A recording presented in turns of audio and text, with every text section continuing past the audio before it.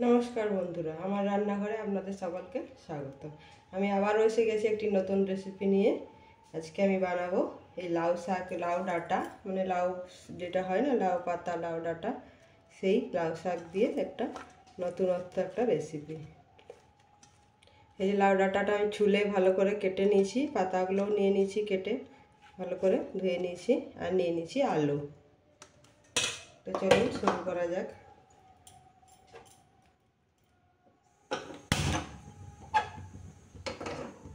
কড়াই বসিয়ে দিলাম।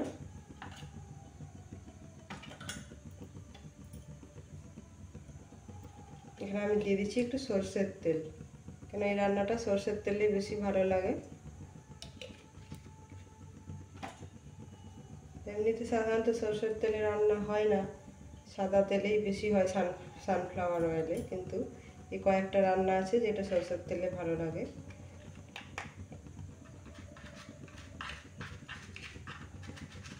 এরপর আমি দিয়ে দেবো পাঁচফোড়ন।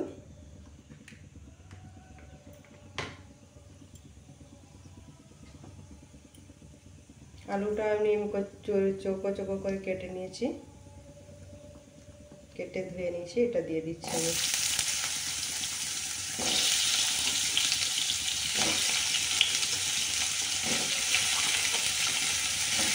এটা তো আমার একটা ভীষণই প্রিয় খাবার, প্রিয় তরকারি, ভীষণ ভালো লাগে। আর বেশি কিছু ঝামেলা নেই, একদম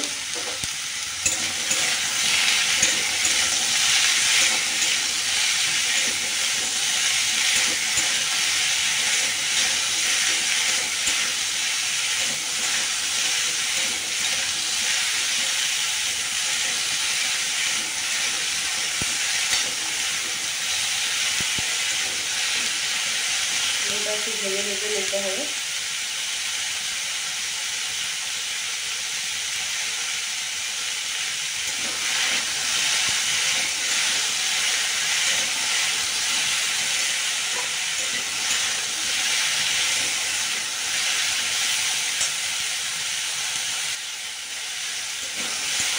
এটা হয়ে গেছে, একটু লাল লাল ভাজা হয়ে গেছে।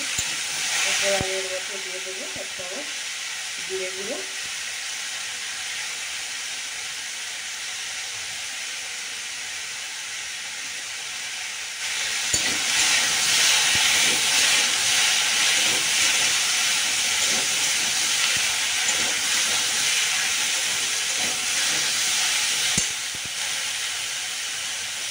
দিয়ে দিচ্ছি পরিমাণ মতো নুন। এটা আর বিশেষ কিছু মশলার প্রয়োজন হবে না, সেই জিরে গুঁড়ো আর নুন দিলেই হবে।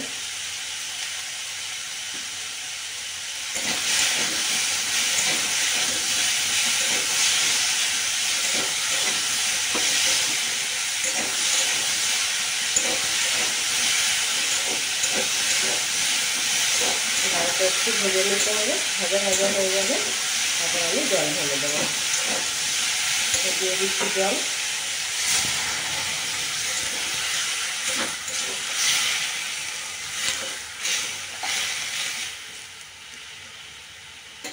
এরপরে আমি এই কেটে রাখা শাকগুলো দিয়ে দেবো।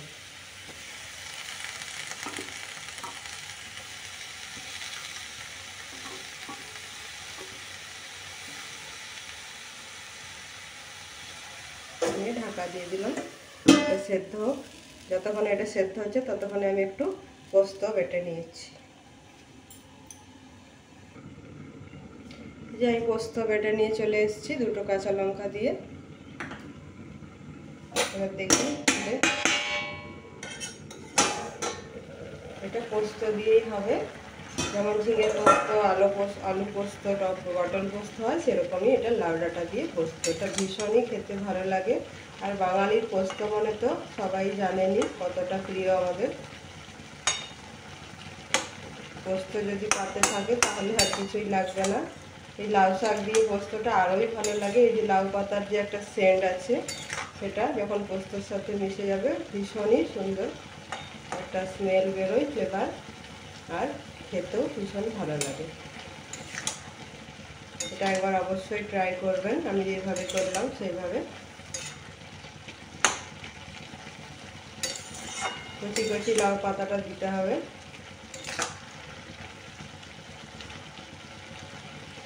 আলুটা একটু শক্ত আছে, আমি আর একটু জল দিয়ে ঢাকা দিয়ে দেবো।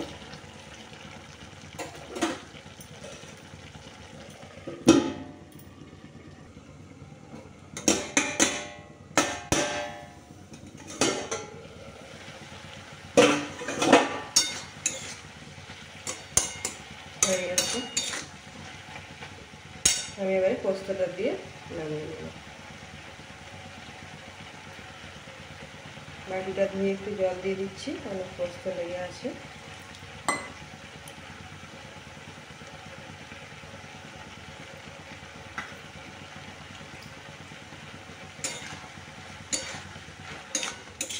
নেড়ে চেড়ে নামিয়ে নিতে হয়ে যাবে আমার লাউ শাকে পোস্ত। ভীষণই খেতে ভালো লাগে, অবশ্যই একবার ট্রাই করবেন। আর আমার রেসিপিটি যদি আপনাদের ভালো লেগে থাকে অবশ্যই একটি লাইক দিয়ে উৎসাহিত করবেন, বন্ধুদের মধ্যে শেয়ার করে দেবেন। আর যারা এখনও পর্যন্ত আমার চ্যানেলটি সাবস্ক্রাইব করেননি তারা নতুন নতুন রেসিপি পেতে অবশ্যই সাবস্ক্রাইব করে রাখুন। আমি সবসময় চেষ্টা করি খুব সহজে কম উপকরণে কম সময়ে রান্না করে দেখাবার, কেননা সারাক্ষণ রান্নাঘরে ঢুকে থাকতে তো আর আমাদের মেয়েদের সবসময় ভালো লাগে না। তাই কম উপকরণ কম সময় ঝটপট সুস্বাদু খাবার, সুস্বাদু এবং স্বাস্থ্যকর খাবার বানানোর আমি চেষ্টা করি। হয়ে গেছে, আমি এবার এটা নামিয়ে দিচ্ছি।